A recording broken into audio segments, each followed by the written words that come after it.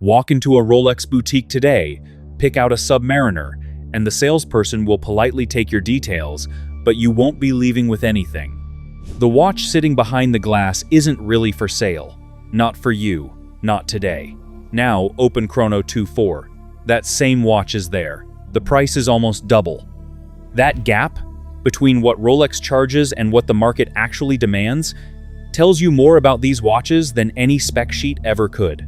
And in 2026, after a year of price hikes, a bombshell discontinuation, and a secondary market that's finally starting to make sense again, that gap looks completely different depending on which reference you're holding. This is where every major line in the current Rolex catalog actually sits right now.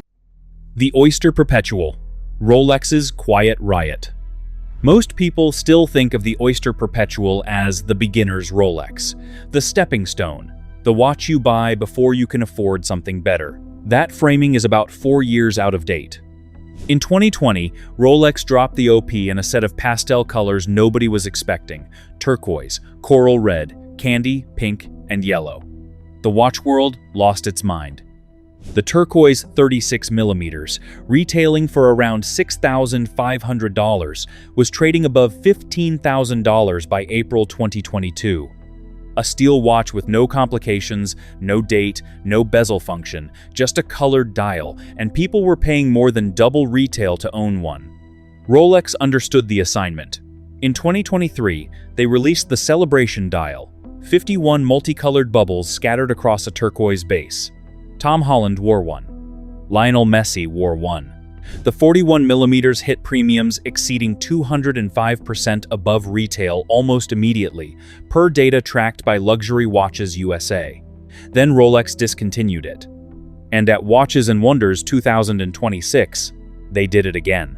The new Jubilee dial OP, 10 colors of lacquer applied one layer at a time using a process Rolex says involves no fewer than 10 individual applications, debuted at the standard retail price of $6,750 for the 36mm and $7,050 for the 41mm. Given what the Celebration dial did, those retail prices won't hold long on the gray market. Standard dial OPs, the slate, the silver, the black, are trading near retail. They're rational buys on the secondary market right now. But here's what's worth knowing. The Oyster Perpetual has become Rolex's most unpredictable secondary market asset. The right dial, at the right moment, turns a sub-$7,000 steel watch into a collector's piece that doubles or triples in value before the ink dries on the warranty card. The 2026 Jubilee Multicolor is the next candidate. It is priced like a pedestrian watch. It'll trade like anything but. The OP story is about dials. The next reference is about something completely different, an entire category of buyer who thought they understood the rules, then watched the rules change overnight. The Datejust 41, the watch that funds everything. Rolex sold $11.43 billion worth of watches in 2024, per industry figures cited by Watches Off 5th. The Datejust is a significant reason why. It's the volume engine. The model that ships in the highest quantities, touches the widest price points, and holds the middle of the catalog together. The 2026 MSRP on the Datejust 41 inches oyster steel with white gold fluted bezel moved to just under $11,000 after a roughly 5% increase. Secondary market values on most Datejust configurations sit near or slightly below retail, according to Loop Watch's 2026 price analysis, which makes the pre-owned Datejust one of the few places in the Rolex catalog where buying secondhand actually makes financial sense at the point of purchase. The dial is everything on the Datejust. Always has been. Wimbledon, mint green, and the new 2026 green ombre configuration sit at the top of the pre-owned range, with some configurations trading 15 to 25% above retail per market data from Majestic's collection. Standard sunburst dials sit at the bottom, closer to retail or slightly under. The insight most buyers miss. The Datejust isn't a prestige purchase the way a Submariner is. Nobody's putting it on a waiting list. Nobody's fighting their AD for access. It's available. That availability is what keeps it stable. And stability, in a market as volatile as this one, is quietly underrated. The 7 new dial options Rolex introduced for the date just 41 inches, 2026, mint green, slate, chocolate, rosé, bright black, white, and green ombre are going to create a bifurcation. The ombre will pull ahead, the rest will trade sideways. If you're looking at the ombre on the secondary market right now before it's fully priced in, that window is probably measured in months. The date just makes sense on the numbers. But the next reference doesn't play by numbers. It plays by something older: heritage, scarcity, and pure irrational desire. The date just 36, the reference that quietly makes the most sense. There's a version of this conversation where we skip the date just 36 entirely and nobody notices. It doesn't have a viral colorway. It doesn't trade at shocking premiums. It doesn't get discontinued suddenly and make headlines. But for a first Rolex, or an only Rolex, it's been the correct answer for about 60 years. The date just 36 inches oyster steel retails in 2026, starting around $9,000 for basic configurations, with the more popular fluted bezel and Jubilee bracelet combinations sitting closer to $10,000 to $11,000. Secondary market pricing on standard dial examples sits near or slightly below retail, per Loop Watch's 2026 price analysis, making it one of the few places in the entire catalog where a pre-owned buyer pays less than the person who walked into the authorized dealer. That matters more than it sounds. In a catalog full of watches where the secondary price is the only realistic purchase price for most buyers, a reference you can actually find below retail is a different kind of proposition. You're not competing with a waitlist. You're not paying a 20% gray market premium just to get your hands on one. You're buying a watch. The dial story on the 36mm echoes the 41. The 2026 update brought a range of new configurations, and the market will reward the unusual ones. Wimbledon faces, the palm motifs, the green sunburst, the chocolate brown, the new rosé, these trade differently from the champagne and white dials that the date just has shipped in for 40 years. The unusual dials on the 36 hold premiums the way the unusual dials on the 41 do, just at a smaller scale and with a slightly narrower buyer pool. The honest take: the date just 36 is the Rolex that suits the most people and gets the least hype. That combination used to be a liability in a market that ran on excitement. In 2026, in a market that's stabilized and started pricing rationally, it's a quiet advantage. Quiet and rational doesn't sell itself. The next reference in this catalog isn't either of those things. The Submariner, still the safest ground in the catalog. There is a specific type of buyer who shows up on Watch You Seek every year or two, asking some version of the same question. I have a budget. I want something that holds value.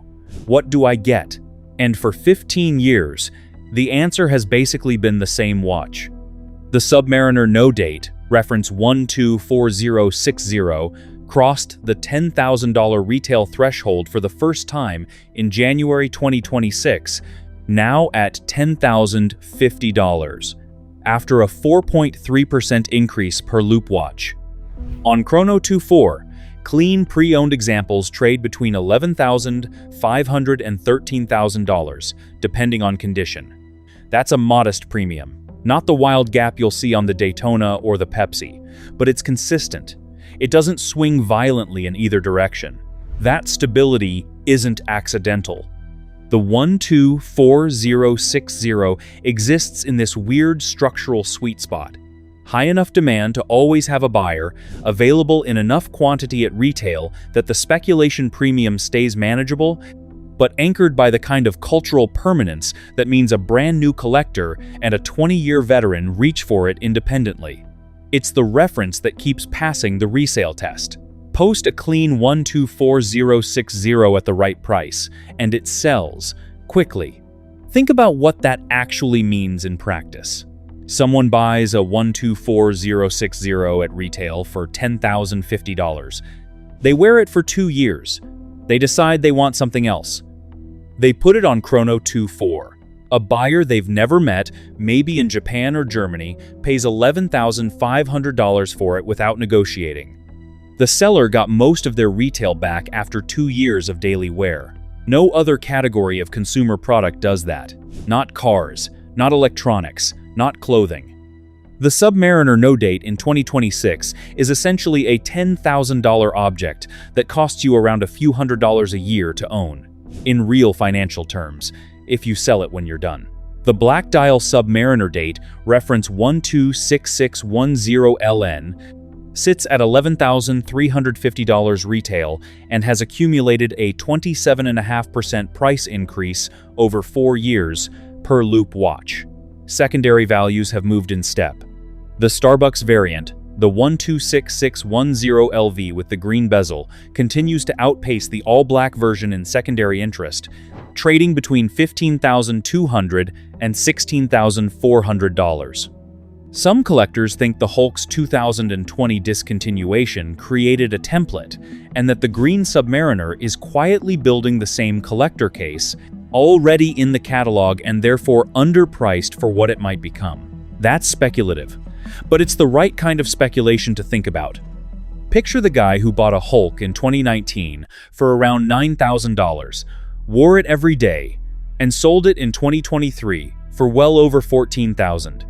He didn't buy it as an investment. He bought it because he loved the green. The return was incidental.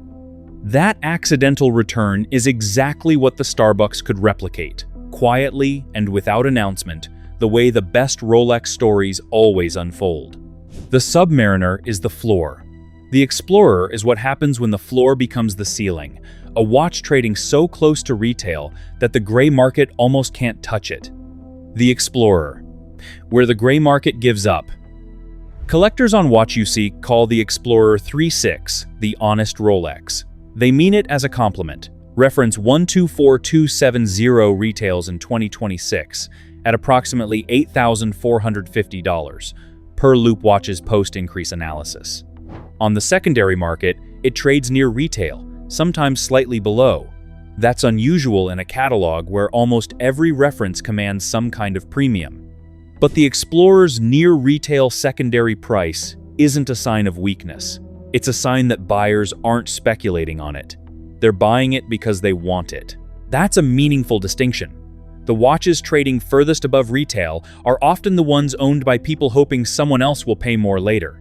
The Explorer buyer is mostly done calculating. The Explorer 2, reference 226570, tells a slightly different story by size alone. The white polar dial variant trades at the upper end of the pre-owned range, typically $11,700 to $13,000 on clean, recent examples per Everest Band's 2026 market analysis, while the black dial comes in lower. The polar white has a fixed lead on its sibling that's held for years. Honestly, the Explorer range is the part of this market that bothers me a little. Not because anything is wrong with it, because everything seems right with it in a market that normally rewards friction and hype. The lack of a waiting list, the near-retail secondary prices, the absence of artificial drama. It feels too quiet for a Rolex, and quiet is fine. Quiet just doesn't stay that way forever. The Explorer's origin story doesn't hurt its case for long-term relevance. Edmund Hillary and Tenzing Norgay summited Everest in May 1953 wearing Rolex oysters.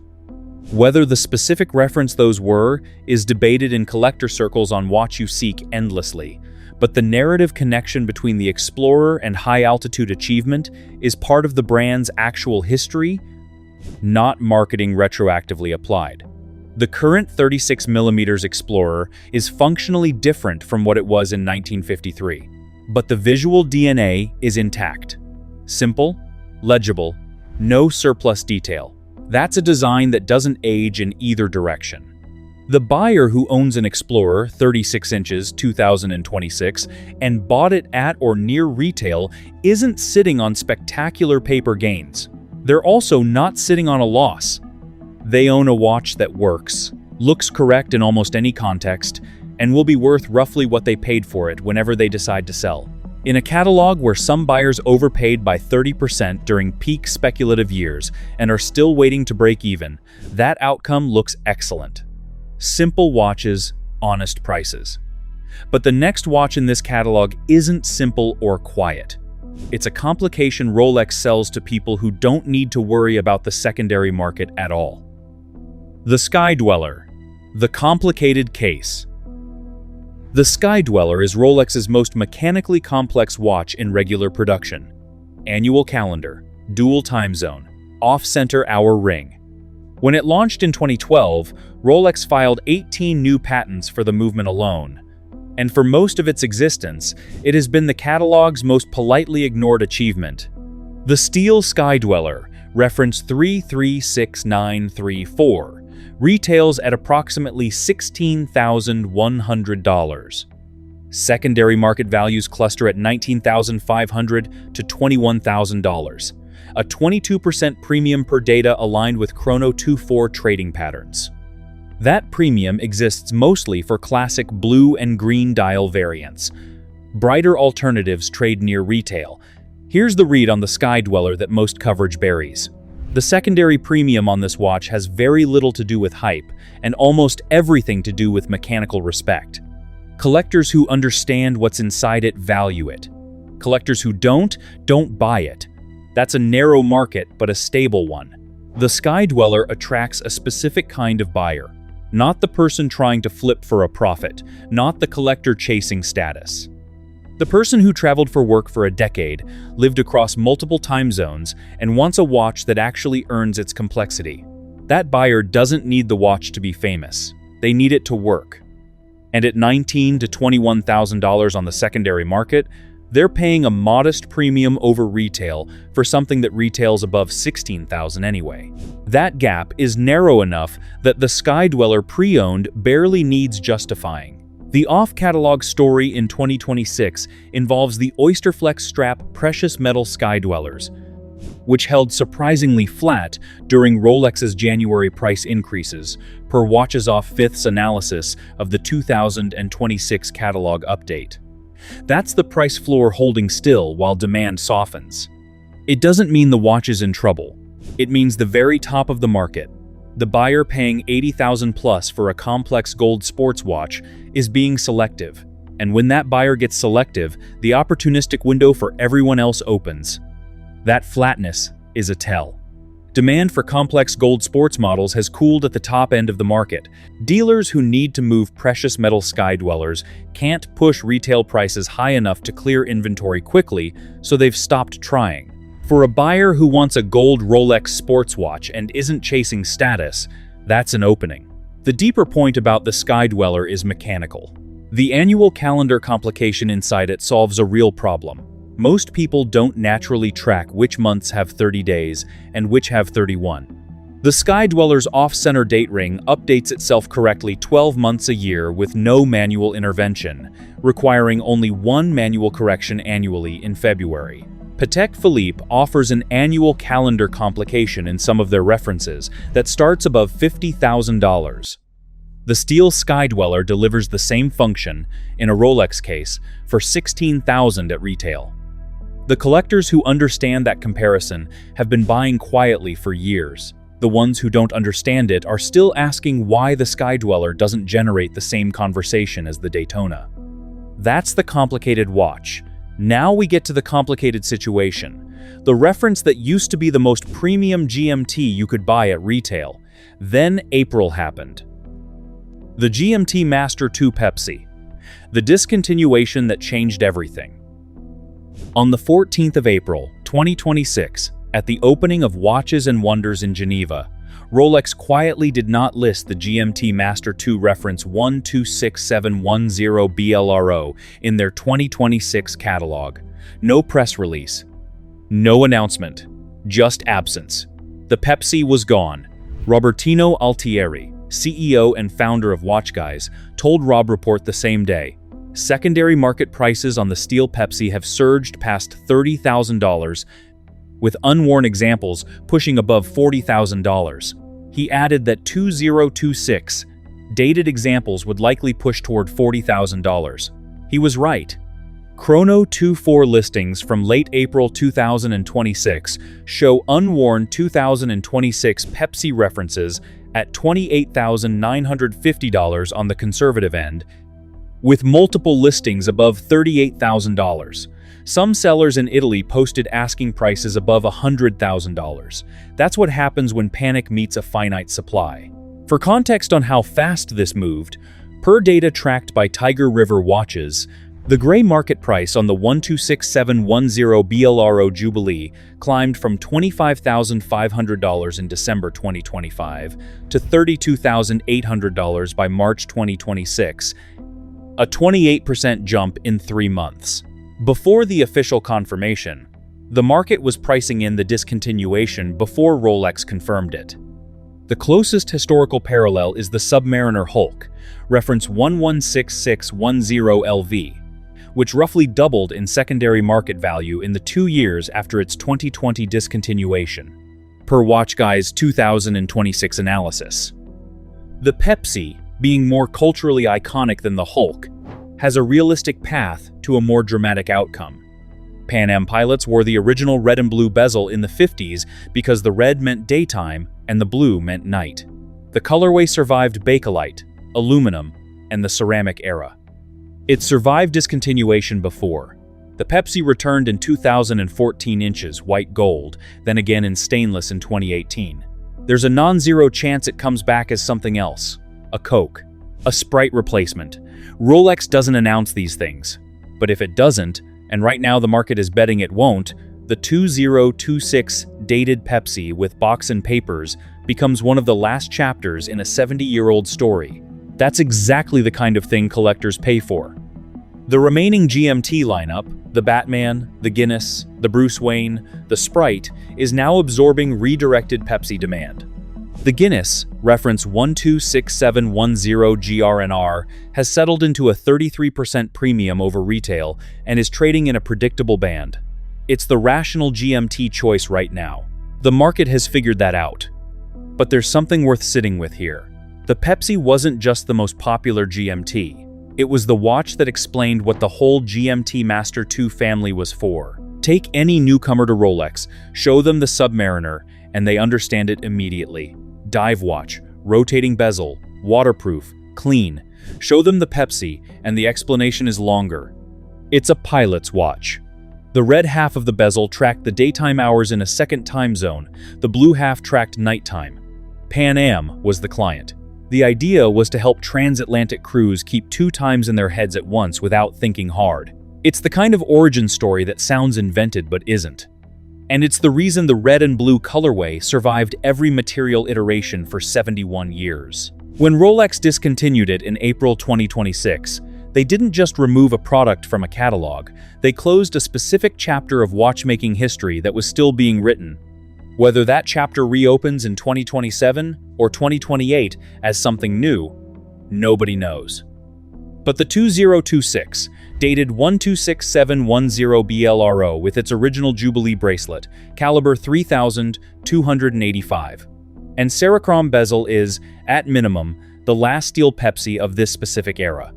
The people who own one aren't selling. The people who want one are paying whatever it takes. The Pepsi is the loudest story in the catalog. The Daytona has been telling a quieter version of that same story for 40 years. It still hasn't run out of things to say. The Daytona, where the market breaks into 2 separate watches. The reference 126500 LN retails at $16,900 in 2026. The average listing price on Chrono 24 for this reference is $32,000. The majority of listings are classified as new or unworn. But that average hides the most important number in the Daytona market, the dial split. A black dial, 126500. LN in good condition trades at roughly $30,000 to $33,000. The white dial Panda, same case, same caliber, 4,131, same bracelet, same everything except the dial color, starts at $28,000 for pre-owned examples, and pushes to $38,500 for unworn full set 2026. Dated pieces, per multiple Chrono 24 listings verified in April 2026. That's a difference of $5,000 to $8,000 for a dial choice. Not a different watch, a dial. The Panda Premium has a lineage. It goes back to the Paul Newman exotic dial Daytonas of the 60s. White dials with contrasting black subregisters that Italian collectors nicknamed Paul Newman in the 80s after recognizing the actor wearing one. When Newman's personal reference, 6,239, sold at Phillips in October 2017 for $17.8 million, it permanently elevated every white subdial Daytona in existence. The Panda nickname isn't official. Rolex has never used it. But the premium it commands is very real. The previous generation 116500LN discontinued in 2023 when the 126500 took over. Still trades at $22,500 to $29,000 per WatchGuy's 2026 data. The caliber 4130 inside it has a dedicated following. Some collectors argue it's the better movement. Others point to the 4131's updated escapement. Both arguments will continue forever on Watch You Seek. The broader Daytona secondary market is in a specific state right now. Supply has tightened across all 4 generations of steel Daytona, per Watch Charts' March 2026 market report, which noted that the 16520, 116520, 116500, and 126500 collectively saw supply levels drop over the past year.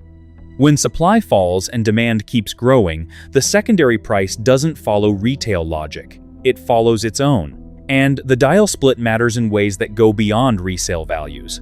The white dial Panda has become the visual shorthand for what a Daytona should look like. Show someone a photo of a Daytona and ask them to describe it. The white dial version is probably what they picture. That cultural weight doesn't show up on a spec sheet, but it shows up consistently in secondary market premiums across every generation of steel Daytona, going back to the Paul Newman references of the 60s. The market isn't paying $5,000 to $8,000 extra for white paint on a subdial. It's paying for 60 years of visual consensus about what the most desirable Daytona looks like. The Daytona commands the most, but the next reference, the one Rolex calls its crowning achievement, is doing something nobody expected in 2026. It's trading below what you'd pay new. Before we move on to the next part, let me tell you this. Most people don't realize this, but buying a watch the wrong way can cost you thousands, and you won't even notice it until it's too late. You walk into a store or browse online, and everything looks the same, but behind the scenes, there's a system. Prices aren't always fair, availability is controlled, and one bad decision can leave you overpaying for something that doesn't even hold its value. That's why I created a complete free insider guide to buying watches. Inside, you'll find the best watches to buy, the watches to avoid, and how to choose a watch that actually fits your style and budget long-term. The goal is simple. I'll help you stop guessing and start buying smart. You'll find the free guide in the pinned comment and description. Now, let's move on to the next part. The day date. When the president shows his limits. The day date is the watch Rolex describes as its ultimate expression. Every US president from Eisenhower onwards was photographed in one. It's the only Rolex made entirely in precious metal, gold or platinum. Nothing else. The president bracelet it ships on has its own name for a reason. And right now, if you want a yellow gold day date 40 inches a standard configuration, you can buy pre-owned on Chrono 24 for between $43,000 and $46,000. That's under the new 2026 retail price of approximately $40,250, according to Loop Watch's post-increase analysis. Several clean examples sit below what you'd pay Rolex directly. That's not a crisis, but it is a signal worth reading. And in a market that spent 3 years ignoring signals, it's exactly the kind of detail that separates the buyer who makes a good decision from the one who overpays by 10%. The day date's structural problem in 2026 is the same problem gold has in a market that got accustomed to steel. The steel sports watches, Daytona, Pepsi, and Submariner trade above retail because scarcity and desire exceed supply from authorized dealers. The day date doesn't face that constraint. Rolex produces it in enough quantity, at a price point that narrows the buyer pool, that authorized dealers can actually fulfill demand. And when the buyer pool narrows and retail prices rise, the secondary market absorbs the excess and prices drift to reflect genuine transactional demand rather than speculation. Here's a number that stops most people. Even a pre-owned day date in yellow gold holds substantial value purely on the metal content. The case alone contains around 100 to 150 grams of 18-karat gold per market analysis from Skyrim Wrist's 2026 pricing guide. That's a value floor that no steel watch has. If everything else went wrong, the brand collapsed, the movement failed, the bracelet broke, you'd still own a significant quantity of gold. That floor is why the day date, even when it trades at a pre-owned discount to retail, doesn't represent a bad deal the way a steel watch trading below retail might. The exception, and it's a significant one, is the dial. Green dial and green ombre day-date 40s trade between $60,000 and $68,000, well above any retail calculation, per Everest Band's 2026 market analysis. The 2026 Nouvelles dials follow the same pattern. Two day-date 40s in identical yellow gold cases can trade at wildly different prices, depending entirely on what's on the dial. The man who bought a standard champagne dial day date in January 2026 at retail got a slightly worse deal, on paper, than the man who found the same watch used at Christmas. The man who bought the green dial day date at retail got an extraordinary deal. Probably never will again. The day date teaches you about gold. But there's one final lesson in this catalog that has nothing to do with any individual reference. It's about the whole market. What 2026 actually means for anyone who owns a Rolex right now. The froth is gone. That's the simple version. The more complicated version is that the market has split into tiers that didn't exist during the boom. Between late 2020 and early 2022, people paid almost anything for a Rolex. Not because the watches had changed, because the idea of owning one had become a kind of speculative fever. Submariners crossed $15,000. Daytonas hit $50,000. The market wasn't trading watches, it was trading the future price of watches. That's over. Per Watch Charts' March 2026 index update, the broader secondary market is up 8.2% over the past year. Rolex specifically is up 7.9% over the same period. Those are healthy numbers, but they're not the numbers of a market losing its mind. They're the numbers of a market that's finally pricing things based on what they actually are. What that means in practice: steel sports watches with genuine scarcity still carry substantial premiums and will for the foreseeable future. Mid-tier references like the Submariner and Explorer have settled into a band where the secondary market makes sense relative to retail. Entry-level configurations, especially in the Datejust and Standard Oyster Perpetual range, are places where buying pre-owned makes real financial sense, not just a compromise. And gold, for the first time in years, is worth looking at.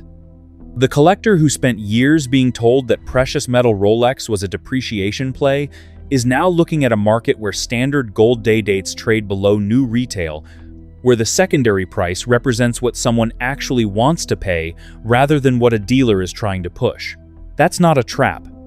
For the buyer who always wanted a day date and was waiting for the numbers to make sense, they're making sense now.